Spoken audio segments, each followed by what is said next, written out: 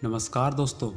वक्त कब क्या रंग दिखाए हम नहीं जानते, वरना जिस रात राम को राज्य मिलने वाला था, सुबह उन्हें वनवास ना मिलता।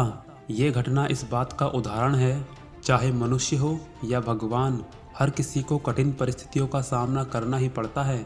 इस दुनिया में लोग भगवान की पूजा तो करते हैं, परंतु कभी उनके चरित्र से अच्छी आदतें नहीं सीखते। इसलिए आज मैं आपको बताने वाला हूँ कुछ ऐसी बातें जो आपके लिए जानना बहुत ज़रूरी है, जो आज के ज़माने में आपको मार्गदर्शन देने में उतनी ही सक्षम है जितनी रामायण काल में हुआ करती थी। भगवान श्री राम ने कभी खुद को ईश्वर का अवतार नहीं बताया और ना ही समाज में बुराइयों को मिटाने का अभियान चलाया, बल्कि उन्होंने अपना जीवन ऐसा बनाया ताकि लोग उनसे कुछ सीखें।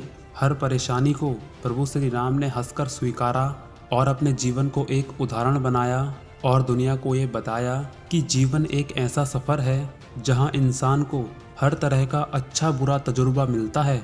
अच्छे समय का तो हम भरपूर आनंद उठाते हैं और मुश्किल की घड़ी में अपने भाग्य को कोसने लगते हैं। वक्त चाहे कैसा भी क्यों ना हो, अपने साथ कोई ना कोई सबक जरूर लेकर आता है, लेकिन कभी कभी हम उस सबक को समझने में सक्षम नहीं हो पाते और हम हमेशा अपने जीवन काल के उस समय में खोए रहते हैं जिसने हमें दुख दिया हो। इस दुनिया में हर इंसान अपने जीवन में आए अच्छे और बुरे दोनों समय को याद रखता है, लेकिन इसका मतलब ये बिल्कुल भी नहीं है कि आप अपने बुरे समय को ही लेकर बैठे रहें, बल्कि आपका कर्तव्य तो ये बनता है कि आप अपने जीवन काल से कुछ सीख लें और हमेशा आगे बढ़ें। रामायण से हमें एक बात तो साफ साफ पता चलती है कि मनुष्य का दुख से बड़ा कोई शत्रु नहीं है। दुख मनुष्य का साहस खत्म कर देता है, इंसान की सोच समझ सब कुछ नष्ट कर देता है। कहने का तात्पर्य केवल इतना है कि हमेशा अपने वर्तमान में जीने का प्रयास करें, क्योंकि जो बीत गया वो लौटकर वापस कभी नहीं आ सकता और आपके जीवन में जो होने वाला है उसे कोई टाल नहीं सकता। रामायण से हमें ये पता चलता है कि हमारे जीवन में प्रसन्नता और दुख हमेशा आते जाते रहते हैं। ऐसा कभी हो ही नहीं सकता कि आपके जीवन में हमेशा सुख ही सुख आए। इसलिए अपने दुखों से हार कर अपने जीवन का अंत कर देने में कोई सच्चाई नहीं होती और ना ही कोई भलाई होती है, क्योंकि सुख और आनंद का रास्ता केवल जीवन से ही निकलता है। इसलिए जो इंसान सच और मीठा बोलता है, हर समय अपनी भाषा का ध्यान रखता है, जीवन में चाहे कैसी भी परिस्थिति आ जाए कभी बुरे शब्दों का इस्तेमाल नहीं करता, केवल ऐसा व्यक्ति ही अपने जीवन में महान लक्ष्यों को प्राप्त करता है। हमारे मुंह से बोले गए शब्द इतने महत्वपूर्ण होते हैं कि इन्हीं की वजह से कोई इंसान या तो हमारे दिल में उतर जाता है। इसीलिए हमेशा अपनी बातों को ध्यानपूर्वक कहें।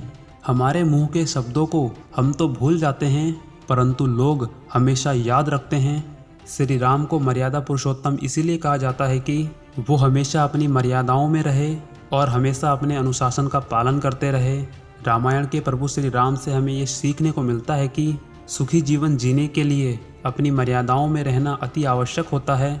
हमारे जीवन की अच्छी आदतें ही हमें एक उच्च शिखर की ओर ले जाती हैं। अगर कोई मनुष्य गलत अवस्था में है तो उसकी बुद्धि का रास्ता हमेशा के लिए बंद हो जाता है। ठीक वैसे ही जब दासी मंथरा के कहने पर माता कैकेयी ने प्रभु श्री राम को वनवास भिजवाया और प्रभु श्री राम उनके आदेश को हंसते हंसते स्वीकार कर लेते हैं, तथा दूसरी ओर रावण ज्ञानी था, धनवान था, परंतु अपने अहंकार और क्रोध के कारण उसने अपना सब कुछ नष्ट करवा लिया। और इससे हमें ये पता चलता है कि आप चाहे कितने भी ज्ञानी तथा धनवान क्यों ना हो, अगर आपके अंदर क्रोध और अहंकार जैसे अवगुण मौजूद हैं तो एक ना एक दिन आपका सर्वनाश होना तय है। रामायण से हमें यह भी पता चलता है कि चरित्रहीन व्यक्ति की मित्रता ठीक वैसी होती है जैसे कमल की पत्ती पर मौजूद एक पानी की बूंद उससे चिपक नहीं पाती। ये मित्र केवल अपने मतलब तक ही सीमित रहते हैं, एक ना एक दिन ये आपको बर्बाद करके ही छोड़ेंगे। दोस्तों, ये थी वो बातें जो हमें रामायण से सीखने को मिलती हैं। आपसे निवेदन है कि आप रामायण की इन बातों को अपने जीवन में ज़रूर अप्लाई करें। धन्यवाद।